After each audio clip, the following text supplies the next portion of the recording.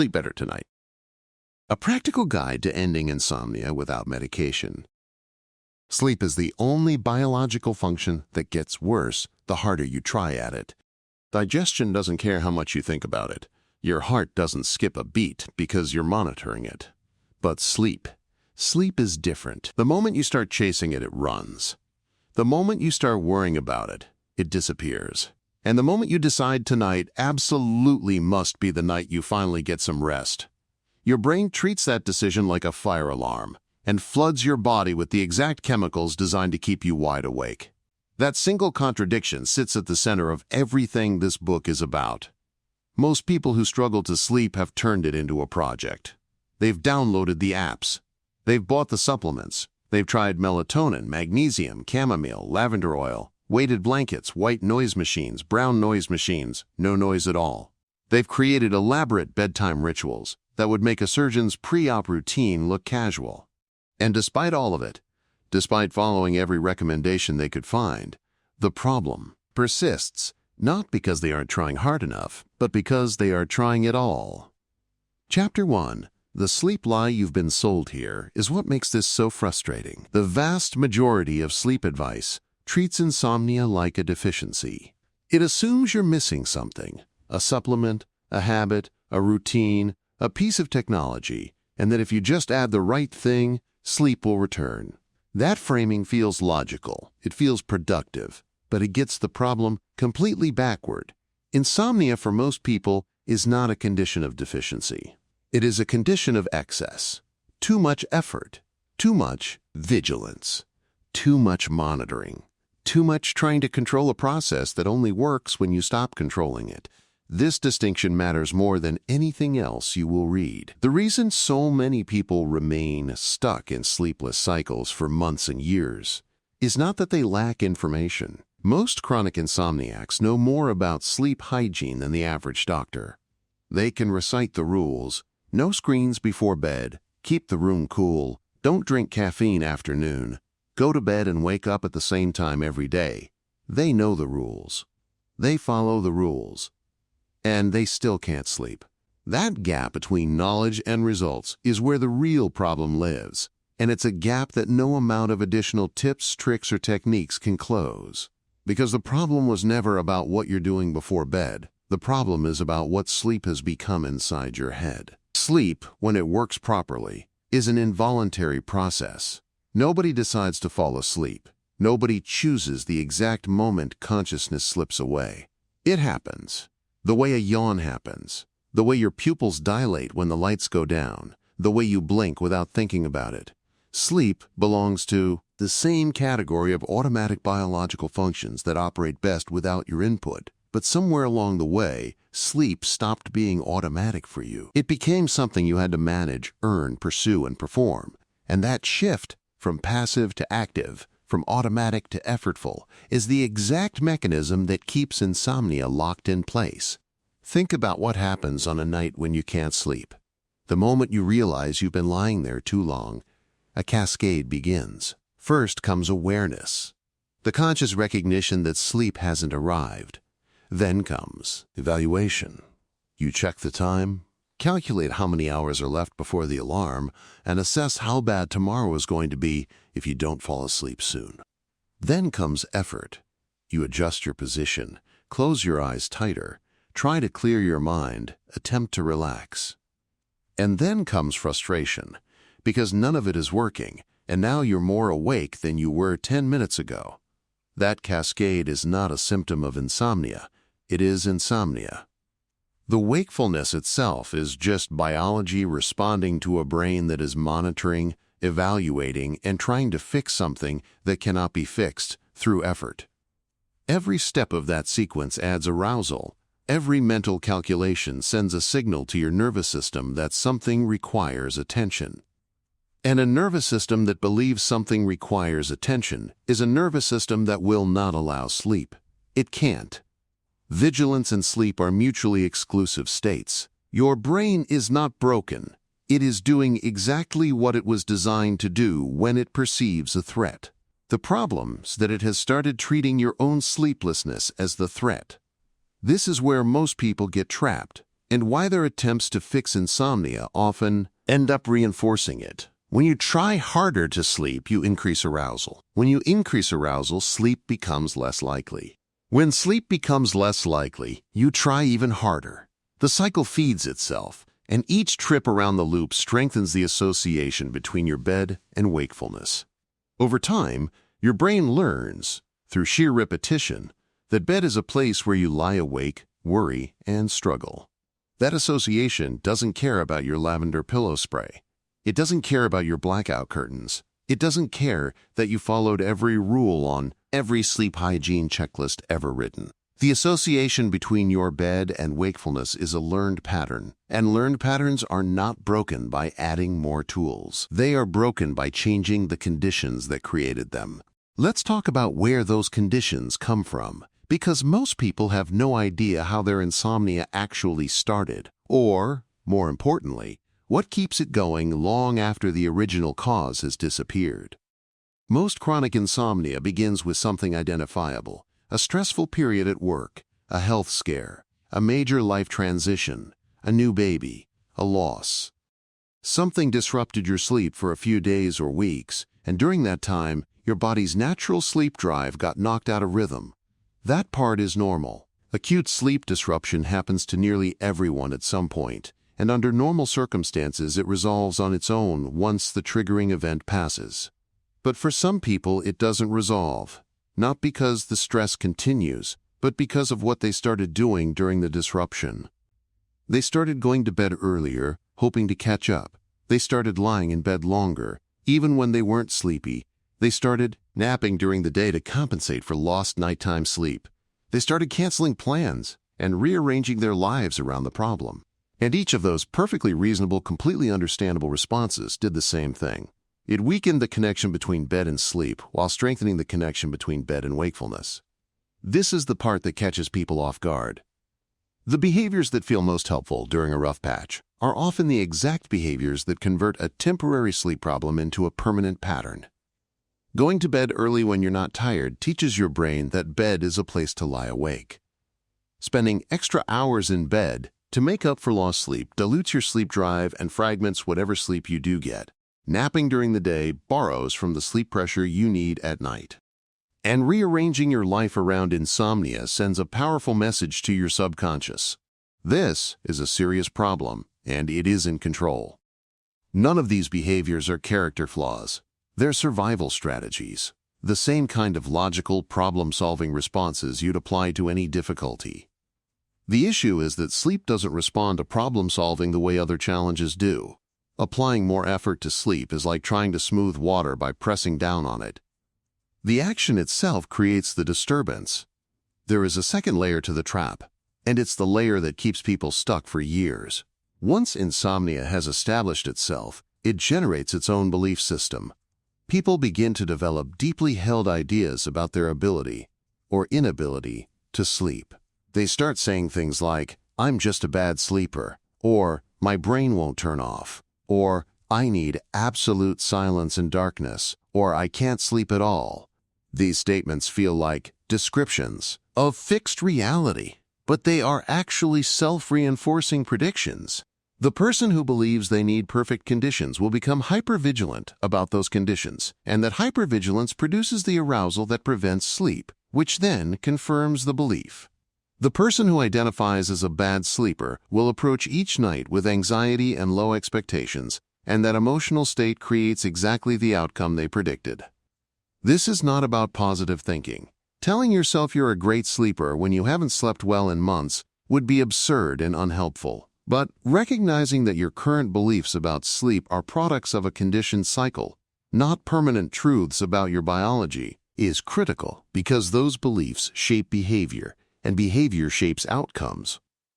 If you believe you can't sleep without a specific supplement, you'll panic on the night you run out, and that panic will keep you awake, and being awake will reinforce the belief that you needed the supplement. The supplement was never doing the work. Your confidence in it was lowering your arousal just enough to let sleep happen. The moment the confidence disappeared, so did the sleep. That's not dependency on a pill, that's dependency on a belief. and beliefs can be changed without a prescription.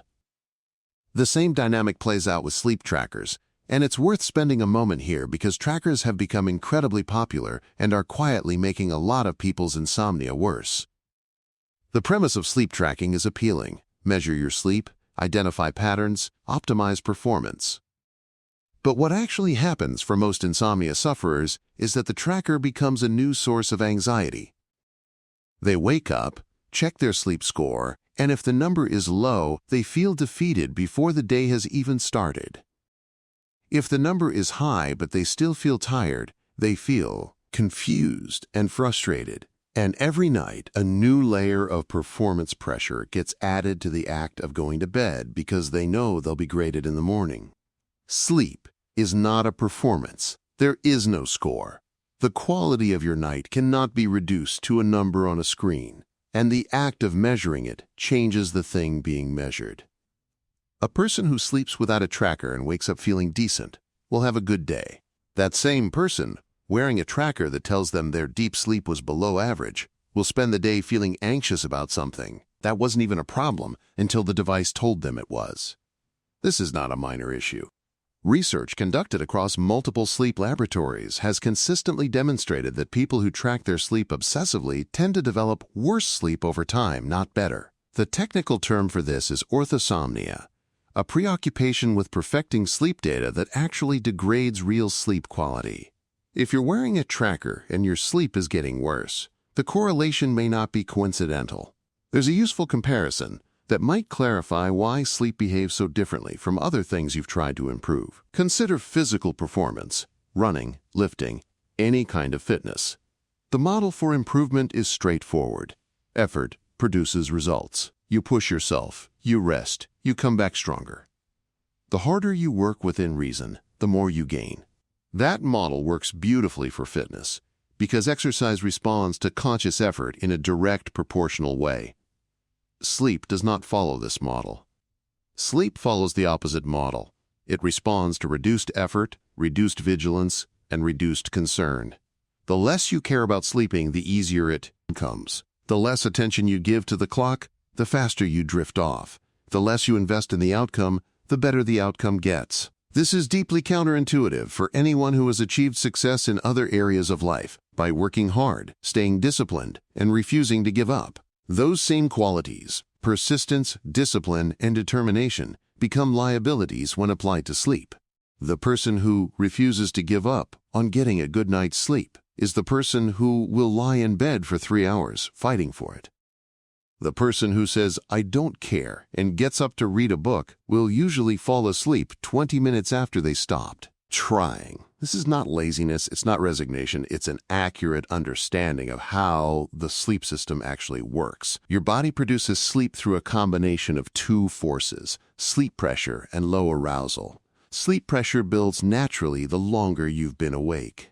It accumulates hour by hour, like a slowly filling reservoir, and by the end of the day, if you've been awake long enough, the pressure is high enough to pull you under.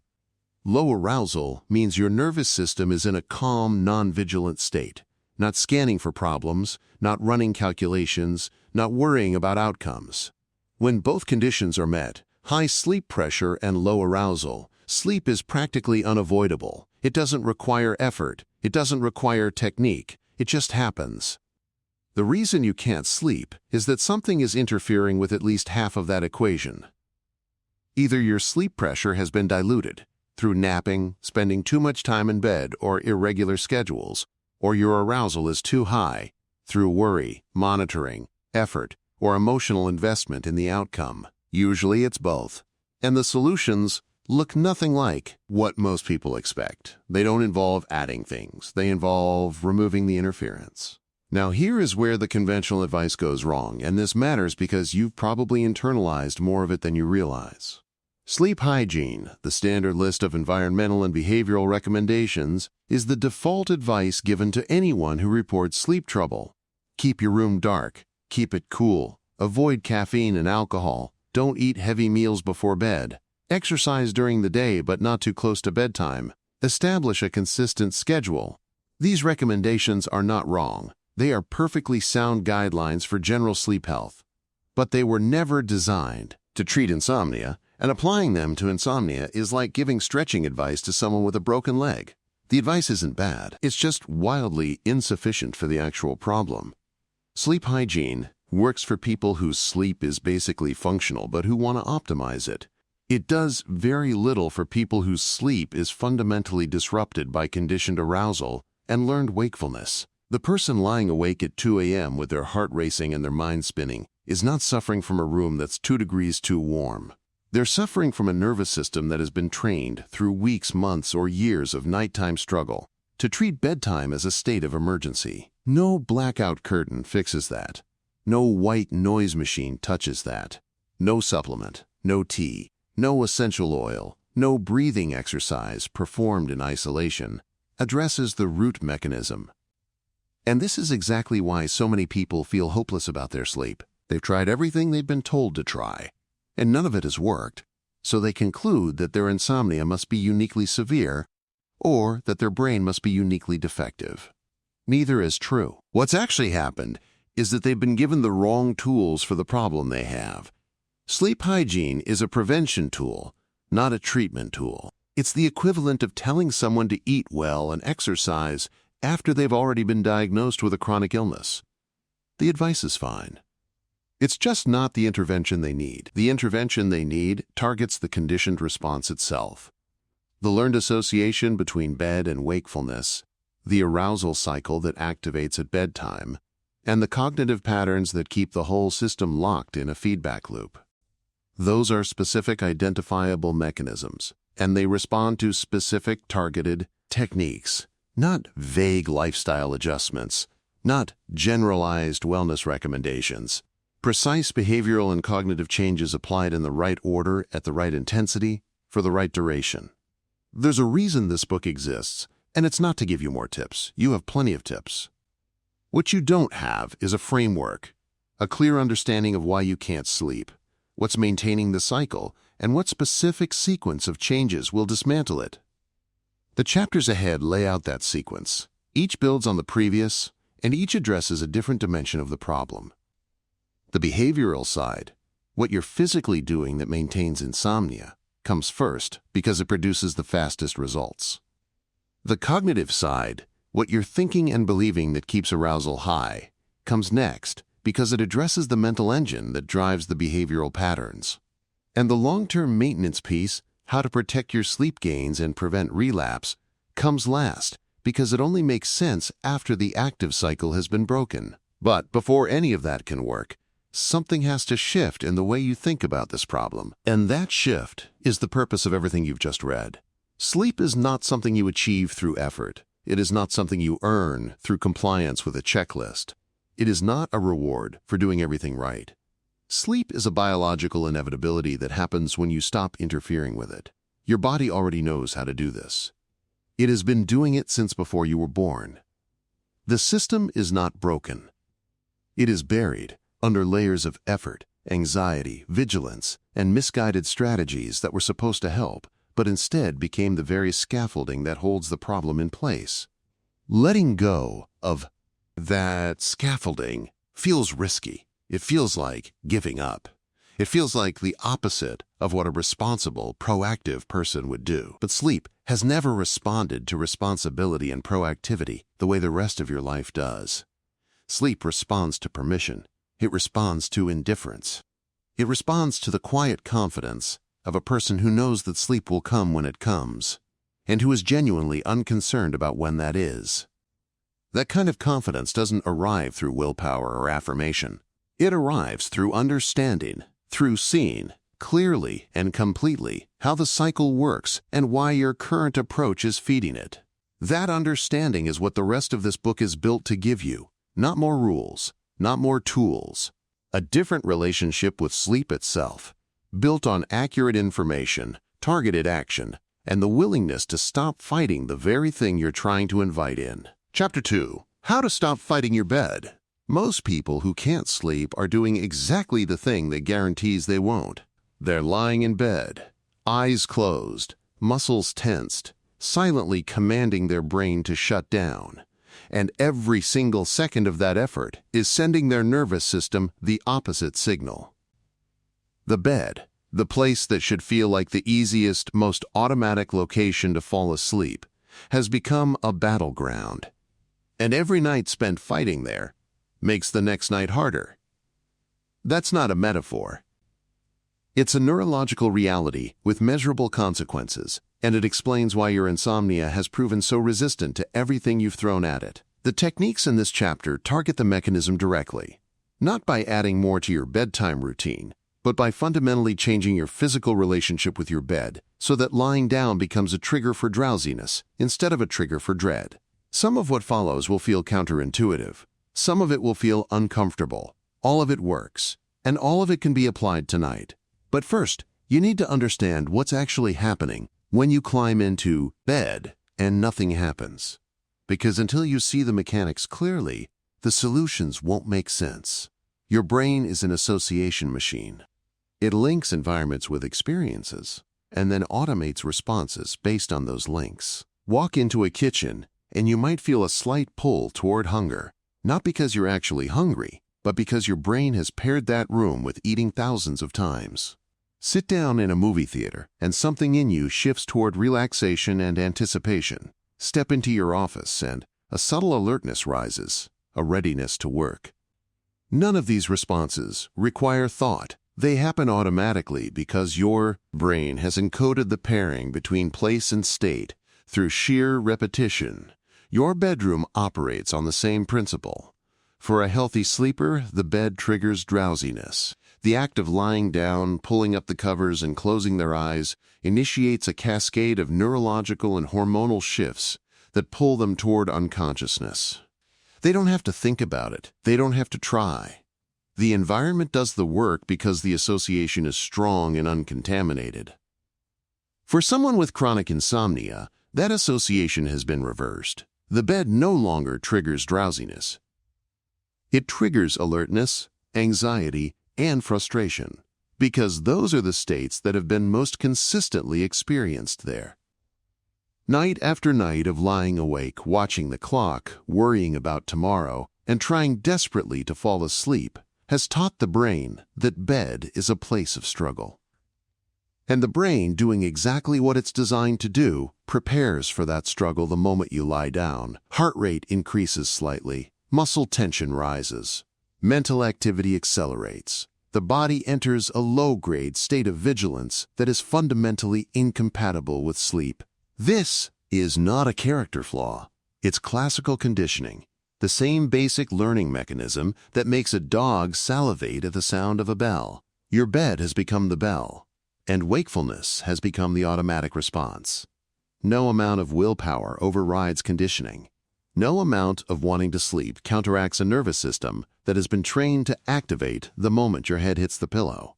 The only way to break the pattern is to retrain the association, and that requires changing what actually happens in bed. The most powerful behavioral tool for breaking this association is also the most resisted, and for good reason. It sounds like the worst advice anyone could give a tired person. The technique is called stimulus control, and the central rule is this: if you are in bed and not asleep, get up. That's it. That's the rule. If you've been lying there for roughly 15 to 20 minutes and sleep hasn't come, you get out of bed. You leave the bedroom. You go somewhere else in your home, a couch, a chair, another room, and you do something quiet and low stimulation until you feel genuinely drowsy. Then, and only then, you go back to bed. If you lie back down and sleep still doesn't come within another 15 to 20 minutes, you get up again. You repeat this as many times as necessary through the night. The resistance to this technique is immediate and fierce. Every instinct screams against it. You're exhausted. The bed is warm. Getting up feels like giving up. And the thought of sitting on the couch at 3 a.m. when you have to be up at 6 feels not just unhelpful, but actively cruel. Why would you voluntarily reduce your time in bed when you're already not getting enough sleep? Here's why. Every minute you spend lying in bed awake strengthens the association between bed and wakefulness. Every minute. It doesn't matter that your eyes are closed. It doesn't matter that you're lying still. It doesn't matter that you're resting. If your brain is awake in that bed, it is learning that this is what bed is for. And the longer you stay there in a wakeful state, the stronger that lesson becomes. Getting up breaks the cycle. It stops the negative conditioning from accumulating. And over time, often faster than people expect, it retrains the brain to associate bed with one thing, and one thing only: sleep. The 15 to 20-minute guideline is not a hard timer. You don't need to watch the clock. And in fact, you shouldn't. Clock watching is its own form of arousal. The guideline is based on feel. If you're lying there and you can tell that sleep is nowhere close, if your mind is active and your body is tense, and there's no downward pull toward unconsciousness, that's your signal. Get up. Don't negotiate with yourself. Don't tell yourself just 5 more minutes. Don't convince yourself that you're about to fall asleep when everything in your body is telling you otherwise. Get up, leave the room, and let the bed miss you. What you do when you get up matters, but not as much as the act of getting up itself. The goal during these out-of-bed periods is to stay in a low arousal state while letting drowsiness build naturally. Reading a physical book works well for most people. Something mildly interesting, but not gripping enough to keep you engaged for hours. Light stretching is fine. Sitting quietly with a cup of decaffeinated tea is fine. The activity should be boring enough that your body starts to crave bed again, but not so stimulating that it wakes you up further. What doesn't work? Screens. Phones, tablets, laptops, and televisions all produce light in the blue spectrum that suppresses melatonin production. But that's actually the smaller problem. The bigger problem is engagement. Social media, email, news, and video content all activate the brain's reward and alertness systems in ways that directly counteract drowsiness. Checking your phone at 2 a.m. might feel comforting in the moment, but it pushes sleep further away and adds a new layer of stimulation that your already activated brain doesn't need. The other thing that doesn't work during these periods is lying on the couch with your eyes closed trying to sleep there instead. That just moves the problem to a different piece of furniture. The purpose of getting up is not to sleep somewhere else. It's to break the association between lying down and being awake. If you lie on the couch in the dark, willing yourself to sleep, you've changed nothing. You've just spread the negative conditioning to a second location. Sit up. Keep a low light on. Do something gentle with your hands or your eyes. Wait for drowsiness. Real drowsiness. The kind where your eyelids feel heavy and your thoughts start to blur and then go back to bed. The second major behavioral intervention works in tandem with stimulus control, and it is equally counterintuitive. Sleep restriction, more accurately called sleep compression, involves deliberately reducing the amount of time you spend in bed to match the amount of time you're actually sleeping. Here's the logic. Most people with insomnia respond to their problem by spending more time in bed, not less. They go to bed earlier, hoping to get a head start on sleep. They stay in bed later, hoping to squeeze out a few extra minutes. They lie in bed on weekend mornings for hours, drifting in and out of shallow, unrefreshing dozing. The result is that they might be spending 9 or 10 hours in bed but only sleeping 5 or 6 of them. The rest of that time is spent awake, and every wakeful hour in bed dilutes the quality of whatever sleep they do get while reinforcing the conditioned association between bed and wakefulness. Sleep restriction tightens the window. If you're currently sleeping about 5 hours a night, genuinely sleeping, not just lying there, then your initial time in bed window gets set to 5.5 or 6 hours.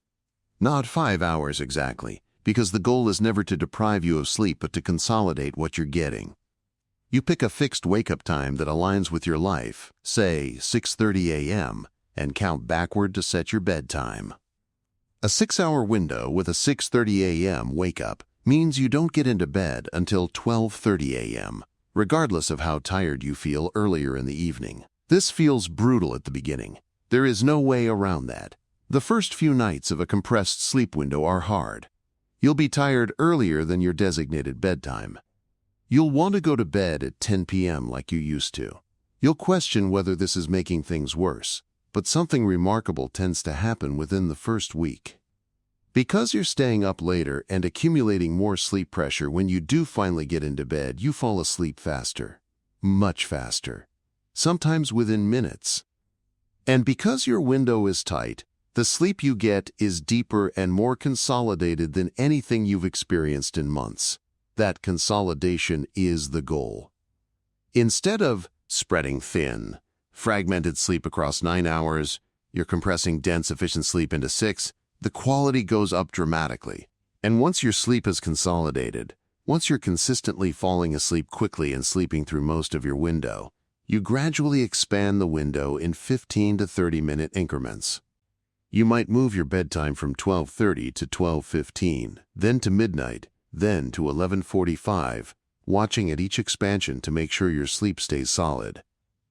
If it fragments again, you pull the window back. Slowly, patiently, you find the natural window where your body sleeps, well, consistently, and that window becomes your new schedule. There are a few practical points about sleep restriction that can make or break the process. The fixed wake-up time is non-negotiable. Even if you had a terrible night, even if you only slept 3 hours, even on weekends. The wake-up time anchors your circadian rhythm and gives your body a consistent signal about when the day begins. Sleeping in after a bad night feels like the compassionate choice, but it shifts your rhythm, dilutes the following night's sleep pressure, and sets you up for another rough night. The discipline of the wake-up time is what drives the entire system forward.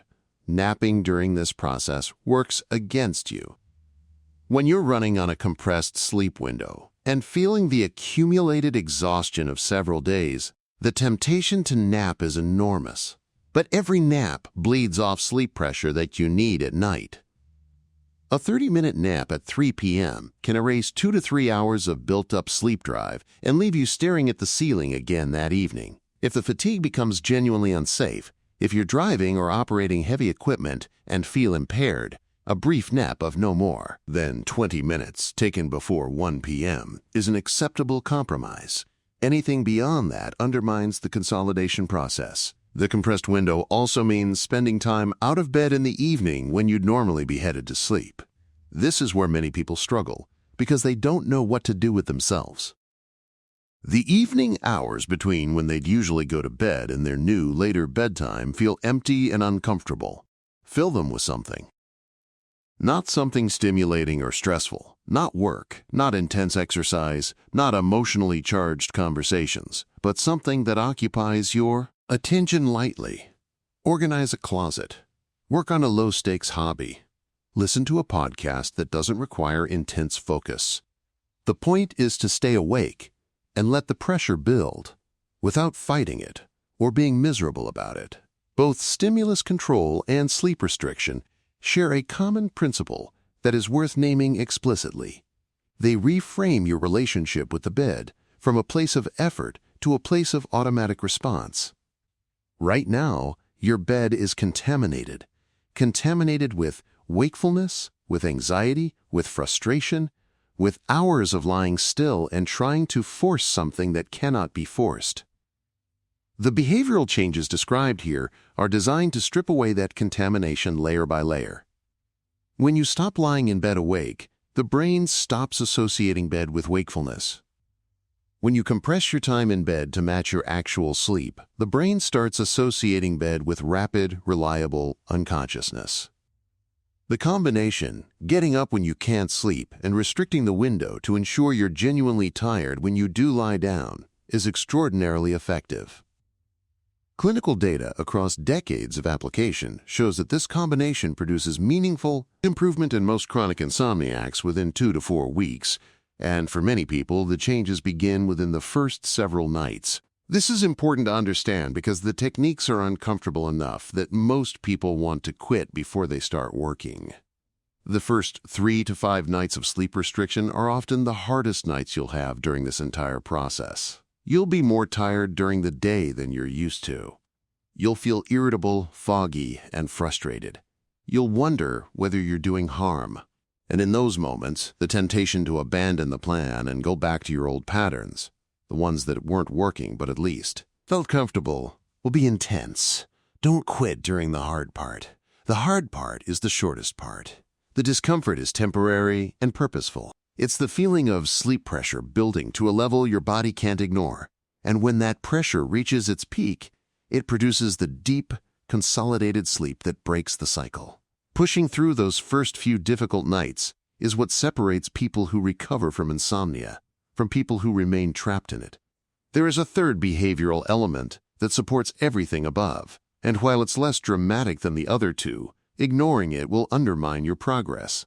Your bed needs to be used for sleep and sex only, nothing else. Not reading, not watching television, not scrolling your phone, not eating, not working, not having long phone calls, not lying there thinking about your day.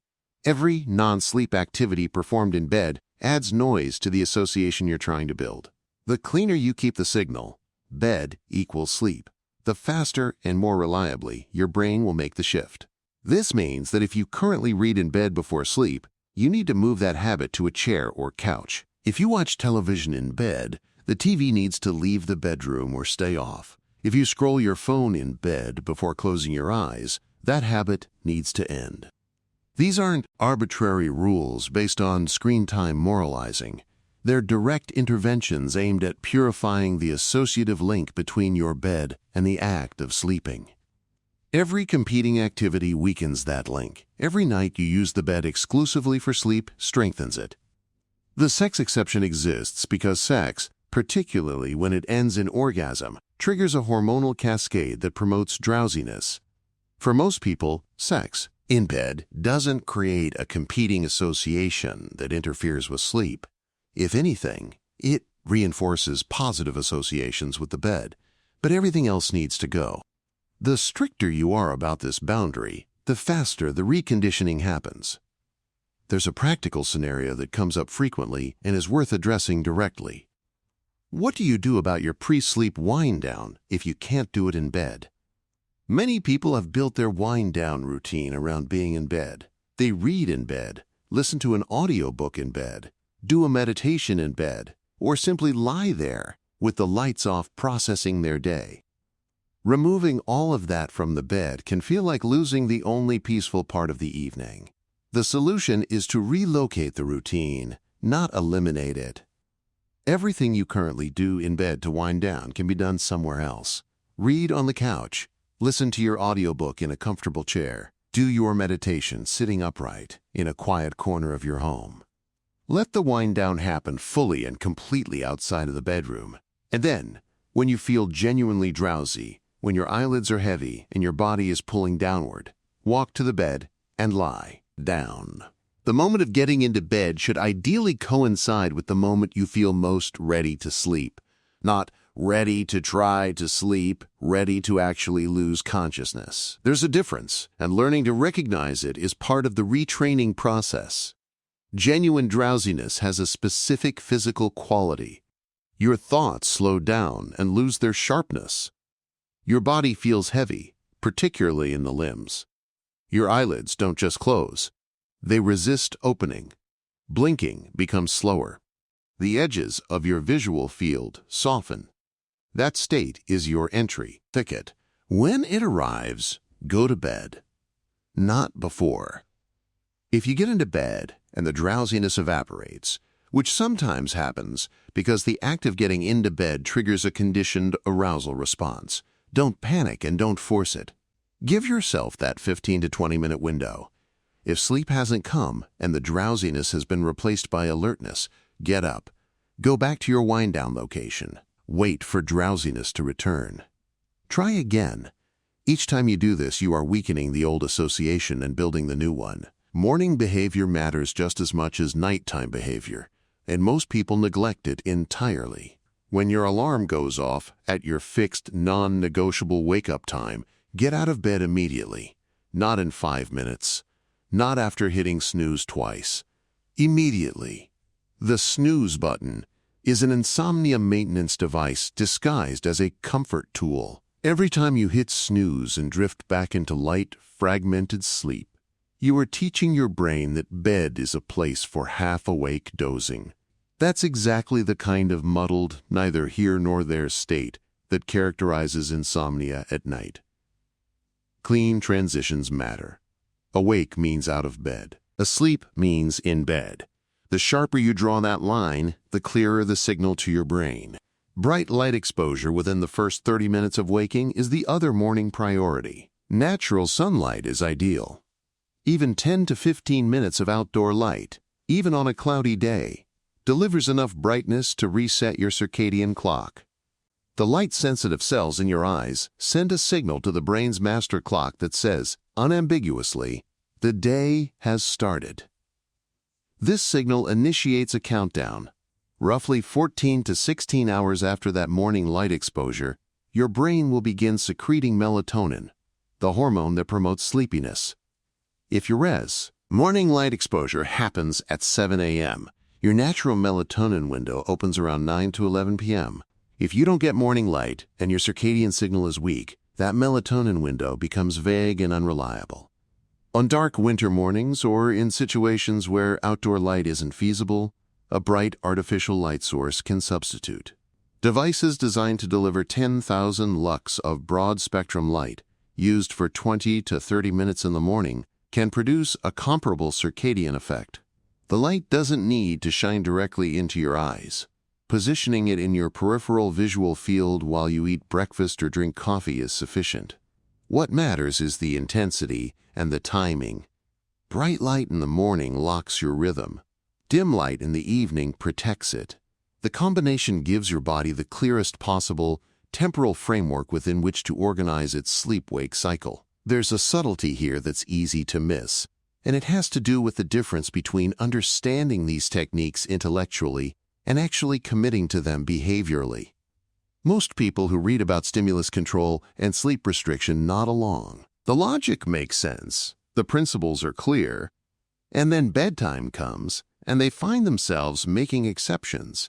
I'll stay in bed just a little longer tonight because I'm so tired. I'll skip the compressed window this weekend because I have plans. I'll just rest with my eyes closed. That's almost as good as sleeping. Every exception feels minor in the moment, but every exception delays the reconditioning process. The brain doesn't understand, mostly, or usually. It learns from what actually happens, night after night, consistently. The people who see the fastest results with these techniques are not the people who implement them perfectly. Perfection isn't required. They are the people who implement them consistently. They get out of bed when they're awake, even when they don't want to. They stick to the compressed window, even when they're exhausted. They keep their wake-up time fixed, even after a night of very little sleep. They remove non-sleep activities from the bed, even when it disrupts habits they've had for years. And they do all of this not because it feels good.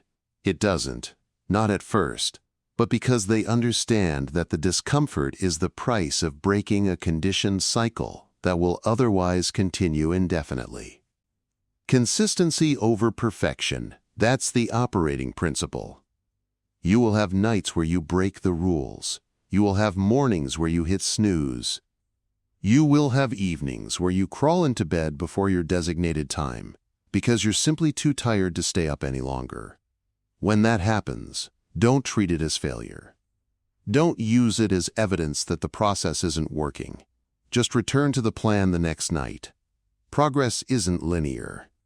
It moves in a general upward direction with plenty of bumps along the way, and the bumps don't erase the gains.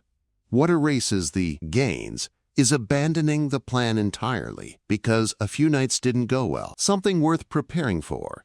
The people in your life may not understand what you're doing, and their confusion can become its own source of pressure. A partner who sees you sitting on the couch at 2 a.m. might worry. A family member who hears you're not going to bed until midnight might think you've lost your mind. Friends who learn you're deliberately restricting your sleep might tell you that's unhealthy and you should see a doctor.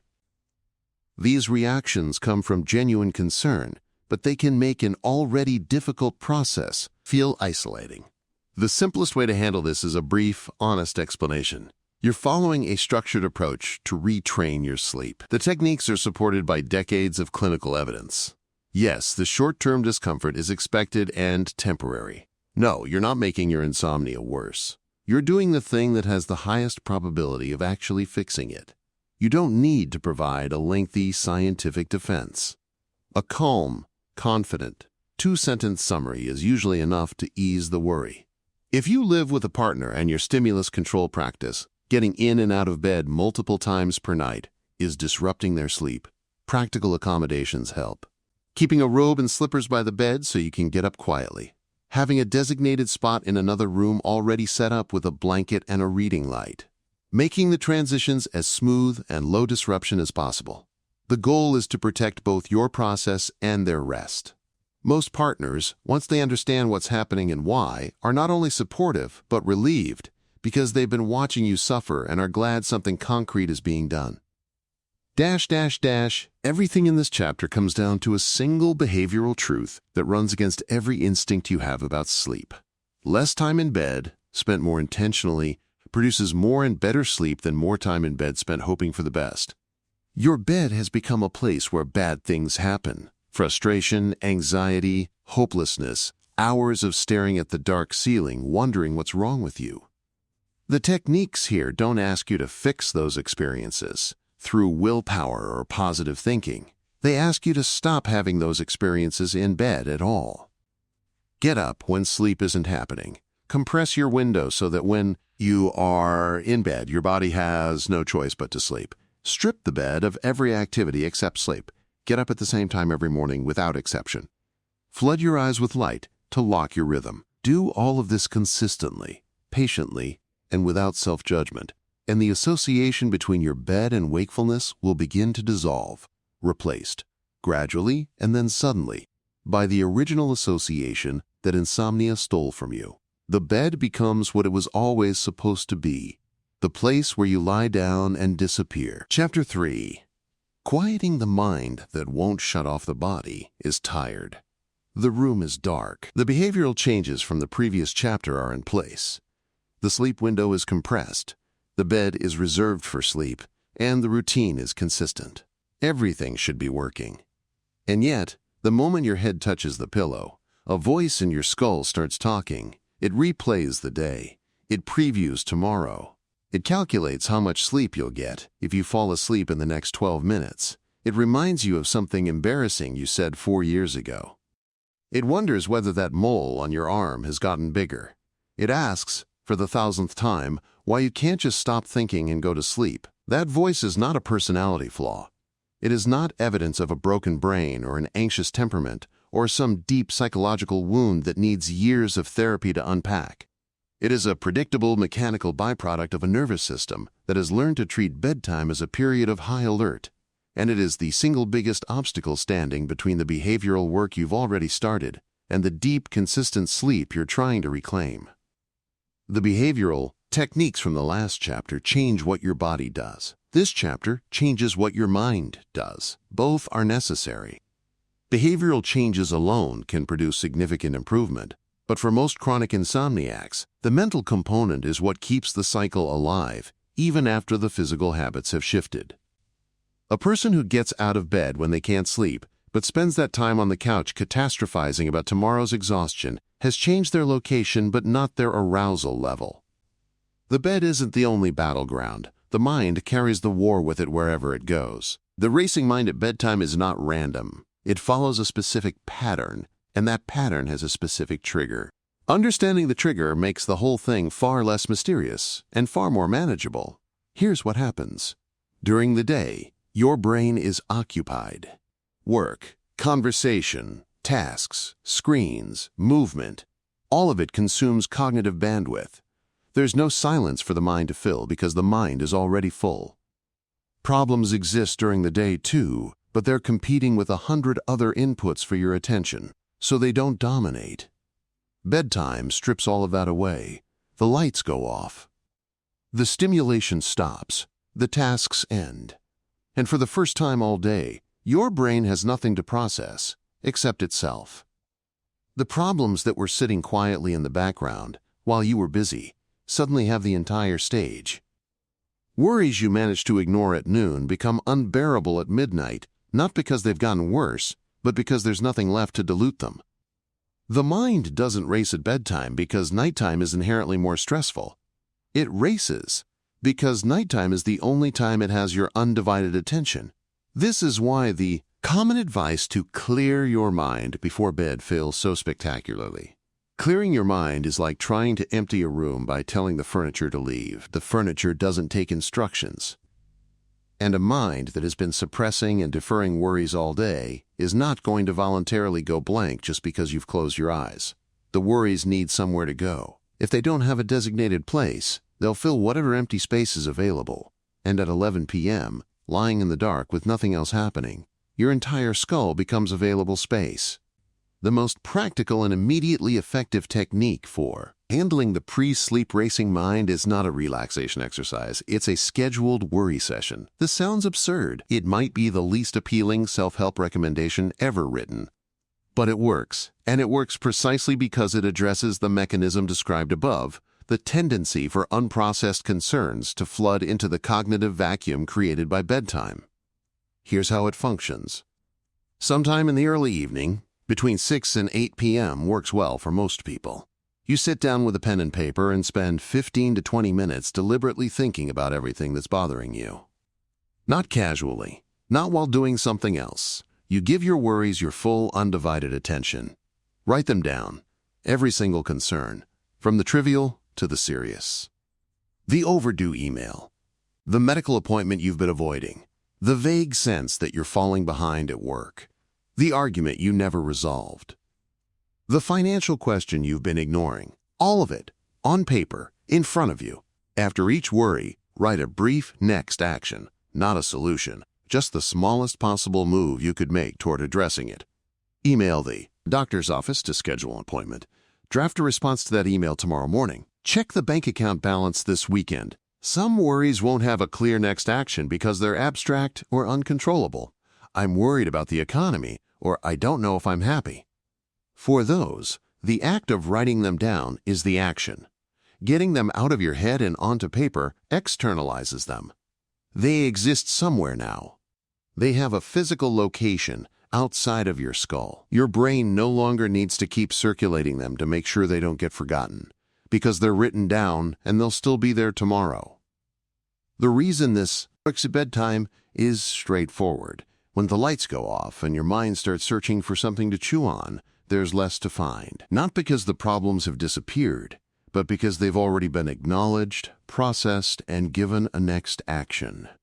The brain's compulsive nighttime review cycle is driven largely by a sense of incompleteness, a feeling that something needs attention, that something hasn't been dealt with, that something might be forgotten. The worry session satisfies the need hours before bedtime, draining the reservoir that would otherwise overflow the moment your head hits the pillow. If 15 to 20 minutes feels like too much, start with 10. If you can't think of enough worries to fill the time, write about whatever comes to mind: unfinished tasks, lingering decisions, vague discomforts. The goal is not to produce a perfect inventory. The goal is to give your mind a designated time and place to do its worrying so that bedtime doesn't become that time and place by default. Not all nighttime mental activity is worry, though. A significant portion of the racing mind at bedtime involves something subtler and, in some ways, more destructive: sleep monitoring. Sleep monitoring is the habit of watching yourself try to fall asleep. It's the constant internal scan. Am I getting sleepy yet? Was that a yawn? I think I'm about to drift off. Wait, no, I'm still awake. How long has it been? Am I more awake now than I was 5 minutes ago? This running commentary feels involuntary, but it is a learned behavior. Healthy sleepers don't monitor their own descent into sleep because they have no reason to. Sleep comes, and they don't notice it happening. Insomniacs monitor obsessively because sleep has become unreliable, and unreliable things get watched. The problem is that monitoring is itself a form of arousal. Every time you check whether you're falling asleep, you activate the prefrontal cortex, the part of the brain responsible for evaluation and judgment, and pull yourself further from the unconscious, non-evaluative state that sleep requires. Monitoring sleep is like trying to watch yourself fall. The observation prevents the event. You cannot simultaneously evaluate your proximity to unconsciousness and allow unconsciousness to arrive. The two states are mutually exclusive. Breaking the monitoring habit requires a counterintuitive shift. Instead of trying to fall asleep, you try to stay awake. This technique is called paradoxical intention, and it is exactly as strange as it sounds. When you lie in bed, instead of closing your eyes and hoping for sleep, you keep your eyes open, gently, without straining, and tell yourself that your only goal is to stay awake, not to do anything productive, not to get out of bed, just to lie there with your eyes open and resist sleep. What happens next is almost comically predictable. Within minutes, most people begin to feel drowsy, not because staying awake is a magic trick, but because the instruction to stay awake removes the performance pressure that was generating arousal. When you're no longer trying to fall asleep, there's nothing to monitor. When there's nothing to monitor, the prefrontal cortex quiets down. When the prefrontal cortex quiets down, the brain's default drift toward unconsciousness resumes. Sleep arrives not because you chased it, but because you stopped running after it, and it caught up to you on its own. Paradoxical intention doesn't work for everyone, and it doesn't work every night, but for people whose primary obstacle is the monitoring loop, the constant internal checking and rechecking of their own state of wakefulness. It can produce dramatic results almost immediately. The key is genuine commitment to the instruction. If you lie there with your eyes open but secretly hoping you'll fall asleep, you're still monitoring. The technique works when you actually sincerely try to stay awake and genuinely don't care when or whether sleep comes. That indifference is the active ingredient. The cognitive patterns that maintain insomnia extend beyond the bed and into the daytime in ways most people don't recognize. A person with chronic insomnia doesn't just worry about sleep at night. They worry about it all day long.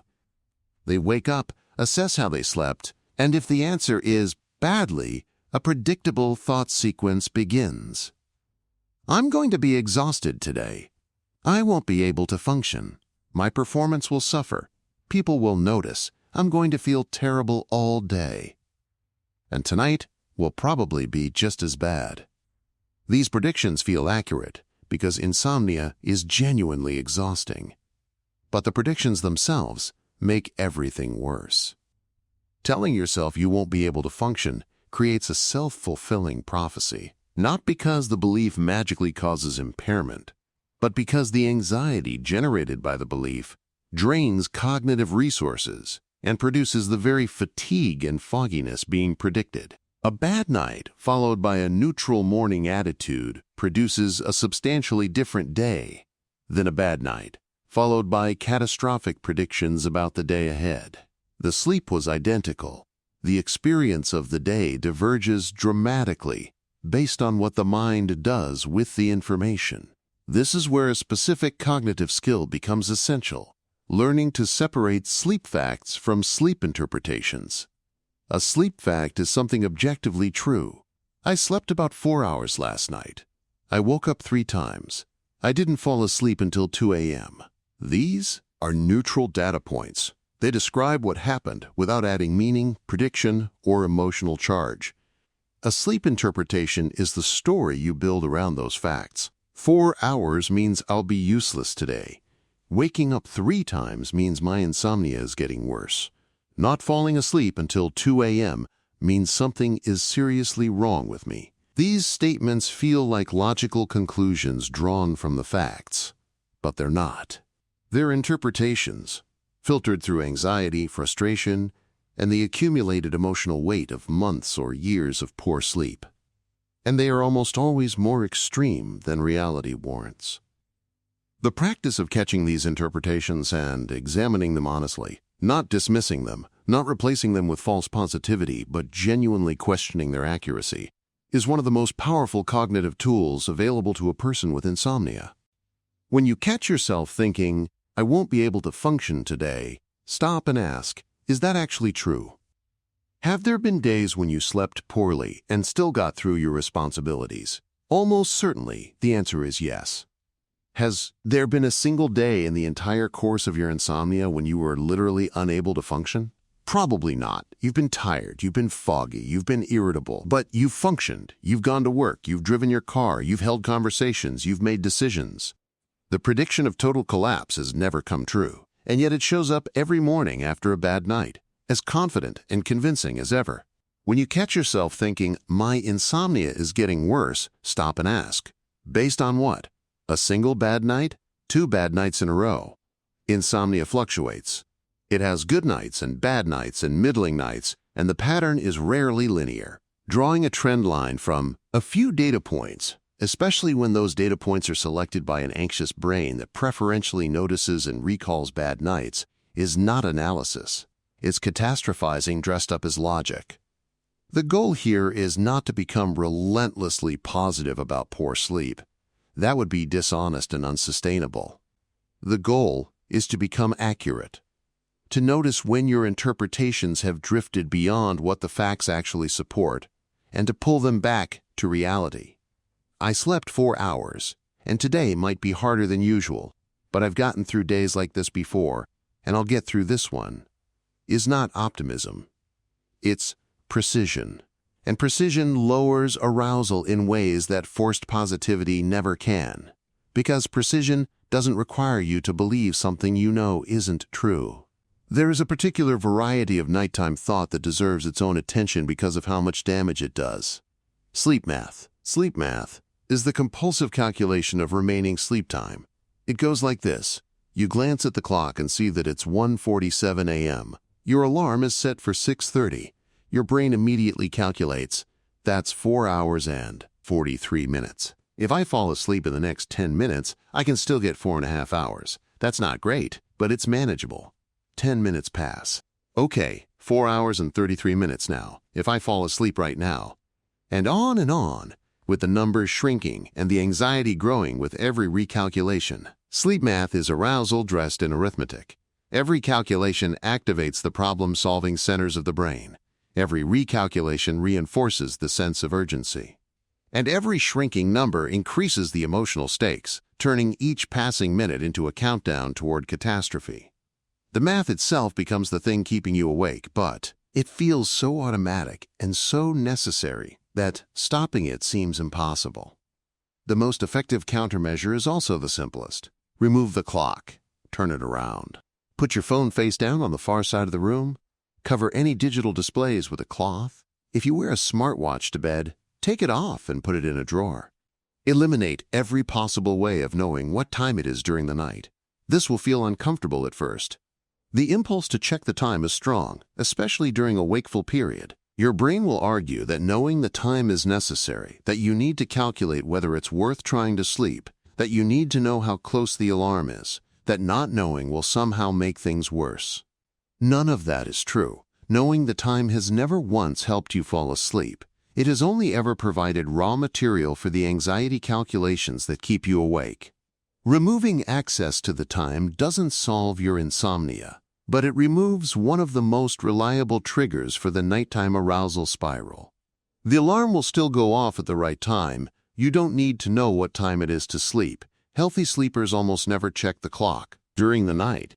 And when they happen to see it, they don't engage in mental arithmetic about it. They roll over and go back to sleep. The clock is not serving you. It's serving your insomnia.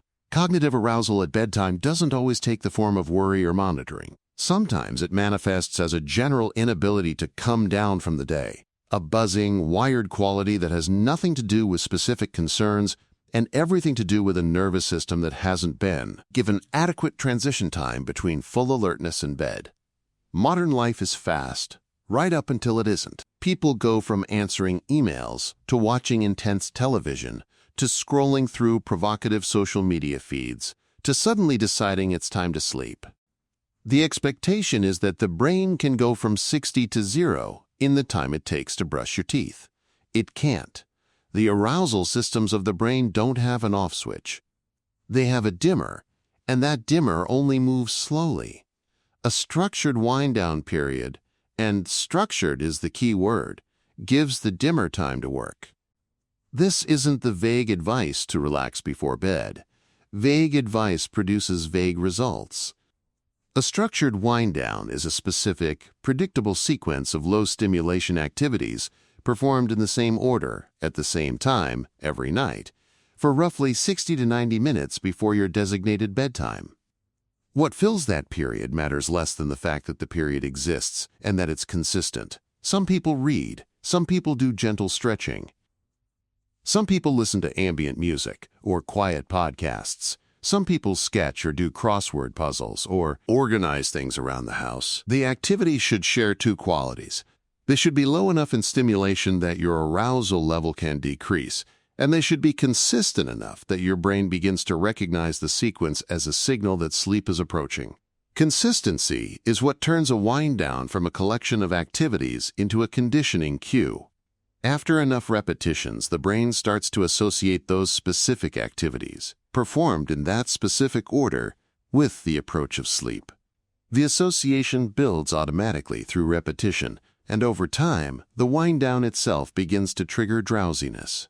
Not because the activities are inherently sleep-inducing, but because the brain has learned that these activities precede sleep, and it starts preparing accordingly.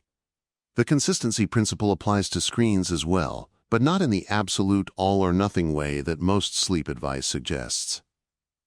No screens before bed is a clean rule, and if you can follow it, great. But many people find it impractical or unrealistic, and an impractical rule is a rule that gets abandoned entirely.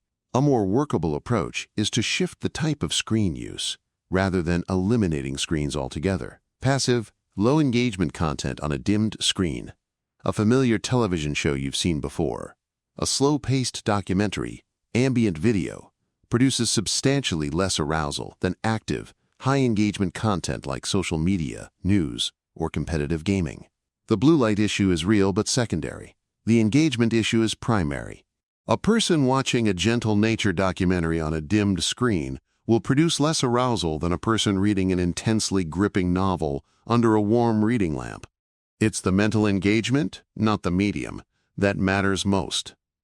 Breathing techniques get recommended for sleep so often that most people have either already tried them and given up or have dismissed them as too simple to matter. Both reactions are understandable, and both miss the point. The reason breathing techniques work when they work has nothing to do with relaxation in the way most people think about it. They don't calm you down by making you feel peaceful.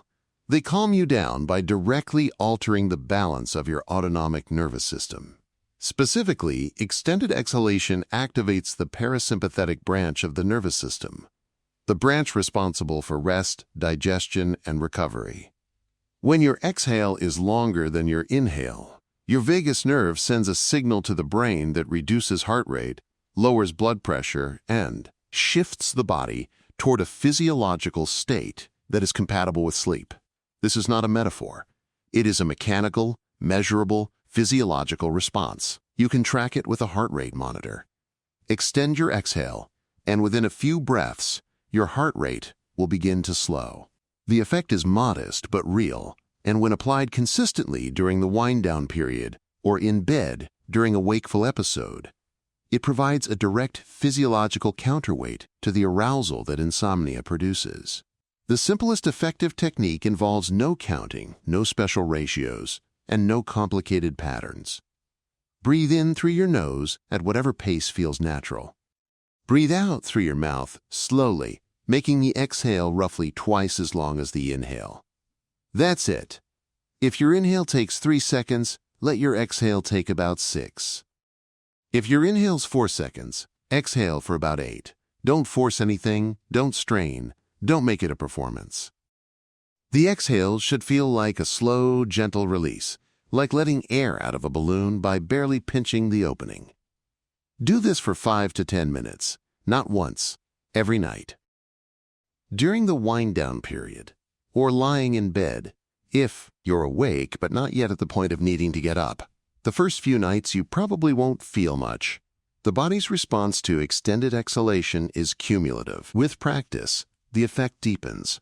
After a week or two, many people find that the breathing technique alone is enough to shift them from a wired, alert state to a heavy, drowsy one within minutes, not because they've mastered some exotic skill, but because they've trained their nervous system to respond to a specific physiological input. The mistake most people make with breathing techniques is using them as a desperate last resort tool when they're already deeply frustrated and fully aroused at 2 a.m. At that point, the arousal level is so high that gentle breathing feels laughably inadequate, and people conclude that the technique doesn't work. It doesn't work well as an emergency intervention. It works extremely well as a preventative practice, used during the wind-down, used proactively when you first lie down, used before the arousal has a chance to build momentum. Timing matters. A fire extinguisher is far more effective at the first sign of smoke than after the house is fully engulfed. There is a final cognitive shift that ties everything in this chapter together, and it requires a level of honesty that most people avoid because the truth feels too simple. You are not your thoughts. The racing mind at bedtime feels like you, like an essential, inseparable part of your identity that you're stuck with. But thoughts are events. They are neurological outputs generated by a brain that is doing what brains do: processing, predicting, and problem-solving. You don't choose most of your thoughts any more than you choose your heartbeat. They appear, they run, they fade. And then the next batch shows a sip. The reason this matters for sleep is that most people engage with their bedtime thoughts as if they're mandatory. A worry appears, and they attend to it. A calculation appears, and they complete it. A memory appears, and they replay it. Each engagement extends the thought's presence and invites the next thought in line. The mental queue never shortens, because every thought that gets attended to generates two more. The alternative is not to suppress thoughts. Suppression backfires spectacularly, because the act of trying not to think about something requires you to think about the thing you're trying not to think about. The alternative is to notice thoughts without engaging them. Let them arrive, acknowledge that they're there, and then let them sit without responding, the way you'd let a phone ring in a room you're not going to answer. The thought doesn't need to be resolved tonight. It doesn't need to be analyzed tonight. It doesn't need to be fixed tonight. It just needs to be left alone, and when it's left alone long enough, it fades. Because thoughts without engagement have no fuel. This is a skill. It does not come naturally to most people, and it especially does not come naturally to people whose brains have been in overdrive at bedtime for months or years. Expect it to feel difficult. Expect to get pulled into thought loops repeatedly before you catch yourself. Expect nights where you engage with every single thought that shows up, despite your best intentions. None of that means you're failing. It means you're practicing something new, and new skills are rough before they're smooth. The combination of the techniques in this chapter, the scheduled worry session, the removal of the clock, the paradoxical intention, the cognitive restructuring of sleep-related beliefs, the structured wind-down, the extended exhalation breathing, and the practice of disengaging from thoughts forms a comprehensive toolkit for the mental side of insomnia. Not every technique will resonate equally. Some will produce immediate results. Others will take time. Some will feel natural. Others will feel strange. Use the ones that work. Set aside the ones that don't. And return to the ones you set aside in a few weeks, because the technique that felt useless during the worst of your insomnia may become your most effective tool once the behavioral changes from the previous chapter have begun to take hold, and the overall intensity of the problem has started to diminish. Your mind is not your enemy. It is a system that is doing exactly what overtaxed, under-rested, anxious systems do, working too hard to protect you from a threat that doesn't actually exist. The techniques here don't fight that system. They redirect it. They give it less to work with, fewer alarms to respond to, and a clearer signal that right now, in this moment, there is nothing that requires its vigilance. When the mind gets that signal clearly enough and consistently enough, it does what every overworked system does when it realizes the emergency is over. It lets go. And sleep, which was waiting just behind the noise the whole time, moves in to fill the quiet. Chapter 4. Building a sleep pattern that holds getting better is not the hard part. Staying better. That's where most people lose what they've gained. If you've been applying the techniques from the previous chapters, something has likely shifted. Maybe you're falling asleep faster. Maybe you're waking up less during the night. Maybe the dread that used to settle over you at bedtime has loosened its grip, replaced by something closer to neutrality. Maybe you've had a few nights, possibly for the first time in months or years, where sleep came without a fight. And those nights felt so good, so effortlessly normal that a dangerous thought crept in. I think I'm fixed. That thought is the most common precursor to relapse. Not because recovery is fragile, but because the feeling of being fixed leads people to quietly abandon the practices that produced the improvement. The sleep window starts to drift. The stimulus control rules get relaxed. The wind-down routine gets skipped on busy nights. The clock goes back on the nightstand. And within a few weeks, sometimes less, the old patterns reassert themselves, and the person is back where they started, now with the added weight of believing that even the things that worked eventually stop working. This chapter exists to prevent that. The techniques you've learned are not temporary interventions to be discarded once the crisis passes. They are the foundation of a durable sleep pattern, one that holds through stress, travel, illness, schedule changes, and the inevitable bad nights that are a normal part of every human life. What follows is a practical framework for protecting your gains, expanding your progress, and handling setbacks without losing ground.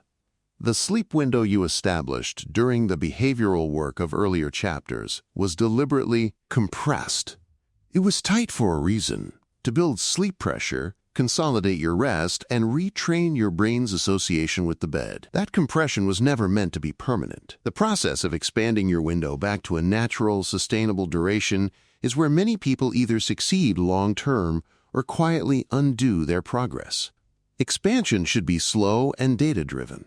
The rule is simple. If you've been sleeping well within your current window for 5 to 7 consecutive nights, falling asleep within roughly 20 minutes, staying asleep for most of the night, and feeling that your sleep is reasonably solid, you can extend your bedtime by 15 minutes. Not 30, not an hour, 15 minutes. Move from a 12:30 a.m. bedtime to 12:15 a.m. Stay there for a week. If sleep remains solid, move to midnight. Stay there for a week. Keep going in 15-minute increments, testing each new window for stability before moving to the next.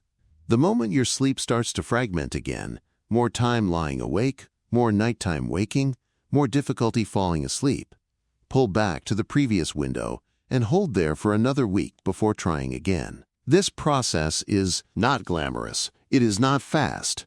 It can take 6 to 8 weeks to find your optimal window, and the optimal window might not be where you expect it. Many people discover that their ideal time in bed is 7 hours, not 8. Some find it's 6.5. A smaller number find they genuinely need 8 or more. The number doesn't matter, as long as the sleep within that window is solid, consistent, and restorative. Chasing an arbitrary number, 8 hours, because someone told you 8 hours is what healthy adults need, is how people end up. Right back in the trap of spending too much time in bed and diluting their sleep quality. Your body will tell you when the window is right. When you're waking up without an alarm, or waking just before it goes off, feeling reasonably rested and not fighting to stay awake during the day, you found it. Lock that window in.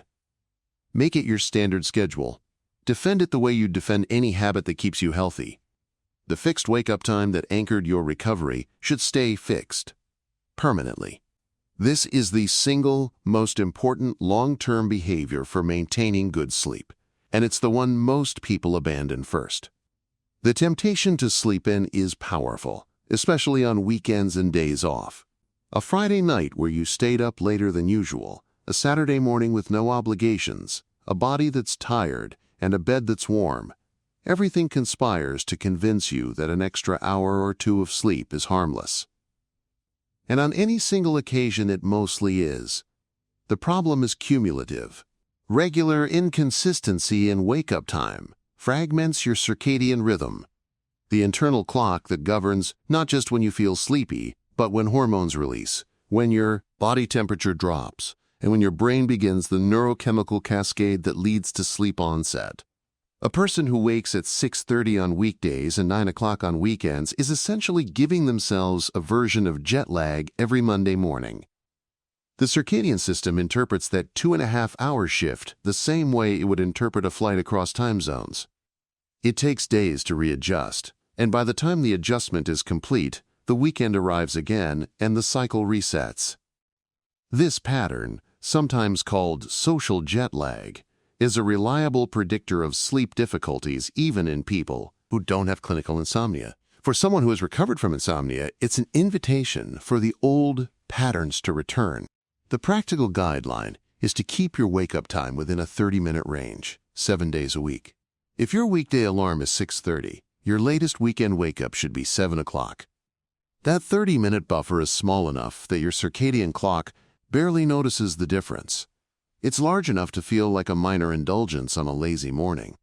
Going beyond that range, especially regularly, starts to erode the rhythm that your behavioral work fought so hard to establish. If you went to bed later than usual on a Friday night, wake up at your normal time anyway. You'll be tired that day. That's fine. The tiredness will increase your sleep pressure for Saturday night, and you'll sleep well. If you sleep in instead, you'll feel okay on Saturday but may struggle to fall asleep Saturday night because you've burned off sleep pressure by oversleeping. Then Sunday night becomes difficult because the rhythm has shifted. Then Monday morning is painful. The short-term comfort of sleeping in creates a cascade of downstream problems that always costs more than the extra hour was worth. Bad nights will happen. Not might, will. And how you respond to them determines whether they remain isolated events or become the seed of a new insomnia cycle. The natural response to a bad night is alarm. It's coming back. I knew this wouldn't last. All that work for nothing. These reactions are understandable, but they are also the exact cognitive patterns that maintained your insomnia in the first place. And falling back into them after a single rough night is like assuming your car is broken because it hit a pothole. A bad night, by itself, means nothing. Healthy sleepers have bad nights. They have nights where they toss and turn, nights where they wake at 3 a.m. and can't get back to sleep, nights where stress or excitement or a late meal keeps them up later than usual. The difference between a healthy sleeper and a person with insomnia is not the absence of bad nights, it's the response. A healthy sleeper has a bad night, shrugs, feels tired the next day, and sleeps normally the following night because they didn't attach any significance to the disruption. A person with insomnia has a bad night and immediately begins the surveillance, monitoring, predicting, worrying, adjusting behavior that turns a single event into a recurring pattern. Your protocol for bad nights should be boring. Wake up at your usual time. Go about your day. Don't nap. Don't go to bed earlier to compensate. Don't rearrange your schedule. Don't cancel plans. Don't spend the day talking about how badly you slept. Treat the bad night the way you'd treat a minor headache, an inconvenience, not a crisis. And go to bed at your normal time that evening following your normal routine with the expectation that tonight will be different. Because, statistically, it almost certainly will be. 2 bad nights in a row can happen too, and the response should be identical. 3 in a row starts to warrant a closer look. Not at your sleep, but at what's happening in your life. Has a new stressor appeared? Have you let the behavioral guidelines slip? Has your schedule shifted? Has caffeine or alcohol crept back up? Have you started spending more time in bed or reintroduced screens to the bedroom? Usually, a few consecutive bad nights can be traced to a specific change, and reversing that change resolves the issue without any dramatic intervention. The key principle is proportional response. Match your reaction to the actual severity of the problem, not to the emotional intensity the problem generates. Insomnia has trained your brain to treat every bad night as evidence of disaster. Untraining that response means deliberately choosing a calmer interpretation, even when the anxious interpretation feels more compelling. 1 bad night is a blip. 2 is a coincidence. 3 is a prompt to review your habits. A full week of poor sleep despite consistent behavioral compliance is worth consulting a professional. That ladder, from blip to coincidence to habit review to professional consultation, keeps your responses grounded and prevents the catastrophic thinking that turns temporary setbacks into permanent relapses. Travel, time zone changes, and disrupted schedules are unavoidable parts of most people's lives, and they present specific challenges for someone who has built their sleep around consistency. The good news is that a well-established sleep pattern is more resilient than most people give it credit for. The bad news is that travel has a tendency to pull people back into old insomnia behaviors without their realizing it. The most common travel-related sleep mistake is overcompensation. People anticipate that they won't sleep well in a hotel or a new environment, so they go to bed earlier, spend more time in bed, skip their wind down, and abandon their behavioral guidelines because it's just this week. That anticipatory anxiety and behavioral deviation creates exactly the problem they were trying to prevent. When traveling across time zones, your circadian system needs time to adjust, roughly 1 day per time zone crossed. A flight from New York to London involves a 5-hour shift, which means 5 days of partial adjustment. During that adjustment period, you can support the process in specific ways. Seek bright light exposure during the morning hours of your destination's time zone. This anchors your circadian clock to the new schedule faster than any other single intervention. Avoid bright light during the hours when your origin time zone would have been dark. Eat meals at local times rather than at the times your body expects, because meal timing also influences circadian rhythm. And most critically, set your wake-up time to the local schedule from day one. Even if you slept terribly, even if your body thinks it's 3 a.m., get up at the local morning time and start the day. The discomfort is temporary. The circadian adjustment it produces is not. For domestic travel where time zones aren't a factor, business trips, vacations, visiting family, the main risk is environmental novelty. Sleeping in a new bed, a new room, a new building activates a phenomenon that sleep scientists call the first night effect. Your brain, evolved to be cautious in unfamiliar environments, keeps one hemisphere slightly more alert than usual during the first night in a new place. This is why most people sleep worse on the first night of a trip, regardless of how comfortable the bed is or how relaxed they feel. The first night effect is biological and universal. It is not a sign that your insomnia is returning. The best approach to a new sleep environment is to bring familiar cues. The same pillow if you can manage it. The same earplugs or sleep mask. The same phone charger positioned in the same place. The same wind-down routine performed in the same order. Familiarity signals safety to the brain, and safety lowers arousal. You can make a hotel room feel like your bedroom, but you can bring enough familiar elements to soften the novelty and reduce the first night effect. Stress is the most common trigger for sleep disruption, and managing sleep during high-stress periods requires a slightly different approach than maintaining sleep during calm ones. During acute stress, a work deadline, a family emergency, a health scare, a financial crisis, your nervous system is running hotter than usual. Baseline arousal is elevated. The threshold for falling asleep is higher. The tolerance for disruption is lower.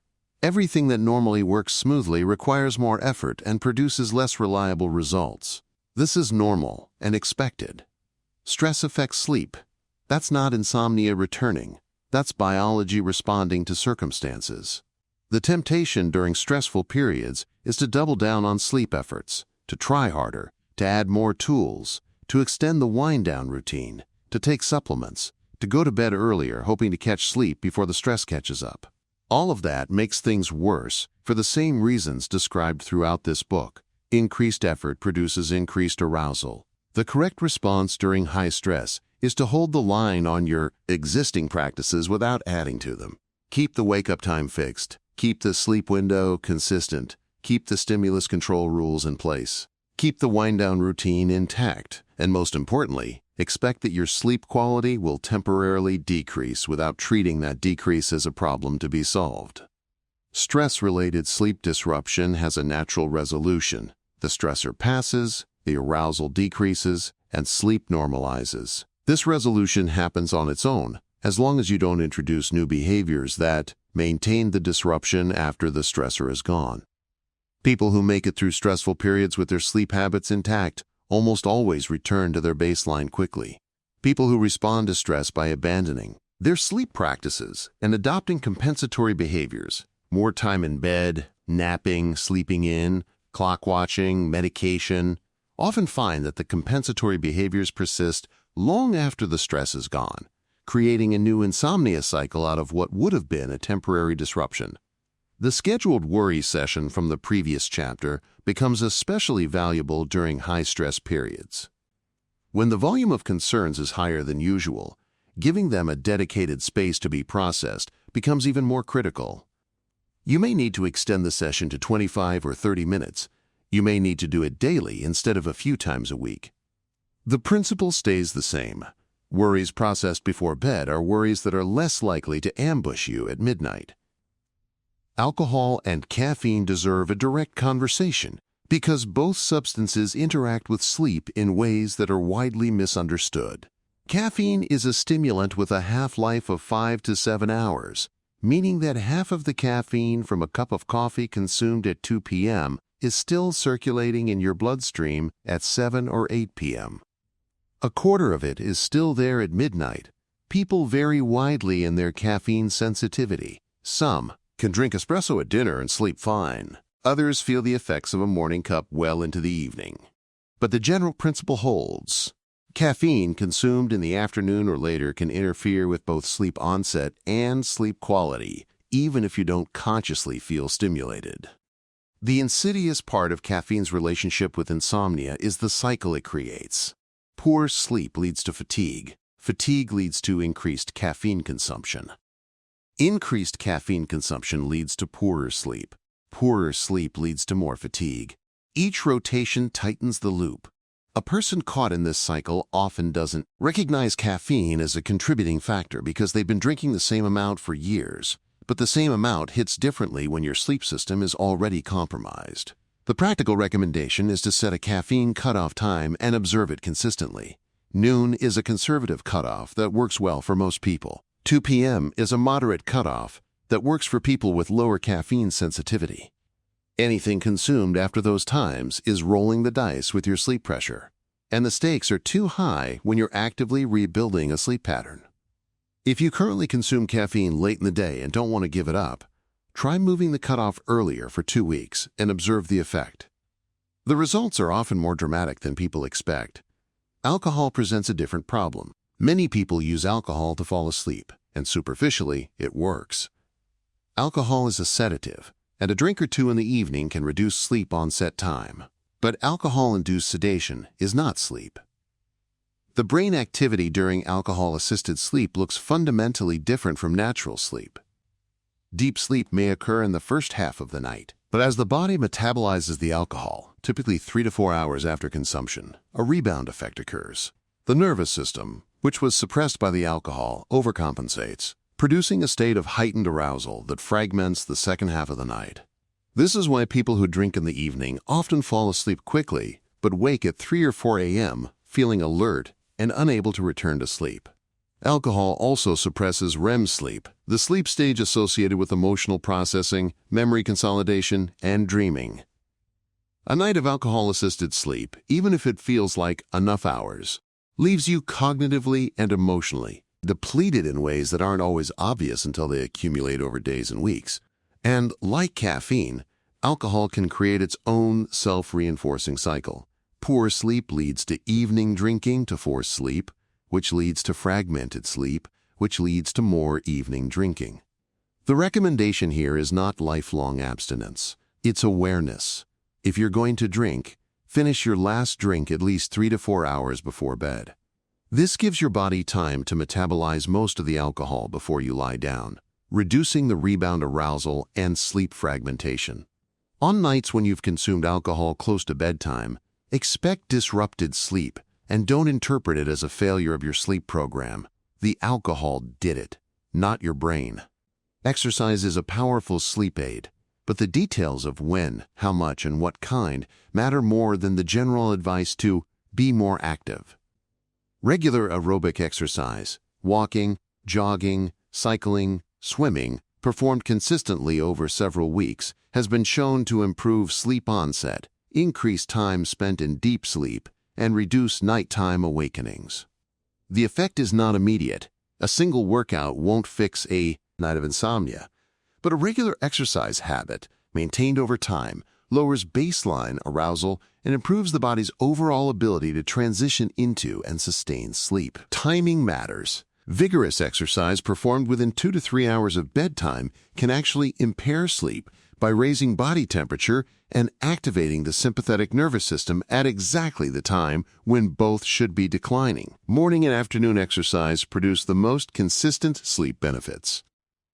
If evening is the only time you can exercise, lower intensity activities, a walk after dinner, gentle yoga, stretching, are unlikely to interfere and may actually support the wind-down process. The relationship between exercise and sleep is bidirectional. Exercise improves sleep, and sleep improves exercise performance. This means that the first few weeks of a new exercise habit, when your sleep is still unreliable and your energy is low, will feel like the hardest time to exercise. That's the paradox of the recovery period. You need to invest energy you feel like you don't have in order to create the conditions that give you more energy. Start small. A 20-minute walk counts. A 15-minute stretching session counts. The bar doesn't need to be high. Consistency matters far more than intensity, especially in the early stages. There is a question that almost everyone recovering from insomnia asks at some point, and it deserves a straight answer. Will this come back? Maybe. Insomnia is not a condition that gets cured in the way that an infection gets cured with antibiotics. It's a pattern, a learned response that was conditioned by specific behaviors and cognitive habits over time. The techniques in this book dismantle that pattern and replace it with a healthier one. But the vulnerability to reconditioning doesn't disappear entirely. Life will continue to deliver stressors, schedule disruptions, illnesses, and difficult periods, and during those periods, the old pattern can attempt to reassert itself. This is not cause for despair, it's cause for preparedness. A person who understands the mechanics of their insomnia, who knows that effort is counterproductive, that the bed must be protected as a sleep-only space, that the wake-up time is non-negotiable, that bad nights are meaningless in isolation, and that stress-related disruptions resolve on their own when good habits are maintained, is a person who can catch a slide early and correct it before it becomes a relapse. Think of it like physical fitness. Getting in shape requires a period of focused work. Staying in shape requires ongoing maintenance, not at the same intensity, but with the same consistency. You don't need to do sleep restriction forever. You don't need to do the scheduled worry session every night for the rest of your life. But you do need to maintain the basic framework: a consistent wake-up time, a bed reserved for sleep, a reasonable wind-down period, an awareness of the cognitive traps that insomnia exploits, and the willingness to reapply the more intensive techniques if you notice the pattern starting to return. Most people who successfully recover from insomnia report that their relationship with sleep changes permanently, even if they occasionally have difficult nights. The anxiety around sleep dissipates, the catastrophic thinking softens, the bed stops being a source of dread and becomes, simply, a place to sleep. And when a bad night happens, as it will because bad nights are part of being human, they handle it without drama, without alarm, and without the spiral of escalating worry that used to turn a single rough night into a week of suffering. Sleep was never supposed to be a project. It was never supposed to require apps, supplements, trackers, checklists, or military-grade discipline.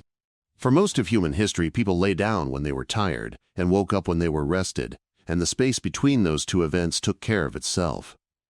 The fact that it stopped taking care of itself for you was not a failure of character or willpower. It was a predictable consequence of a nervous system that got caught in a loop it couldn't escape without the right information and the right tools. You now have both.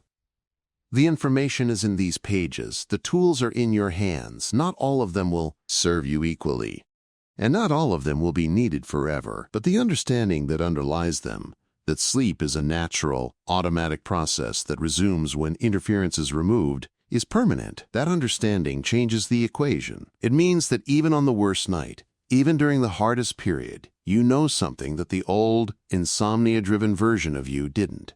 There is nothing wrong with your ability to sleep. There never was. The system works. It has always worked. And now that you've stopped fighting it, it can do what it was built to do. Carry you quietly and without effort from the end of one day into the beginning of the next.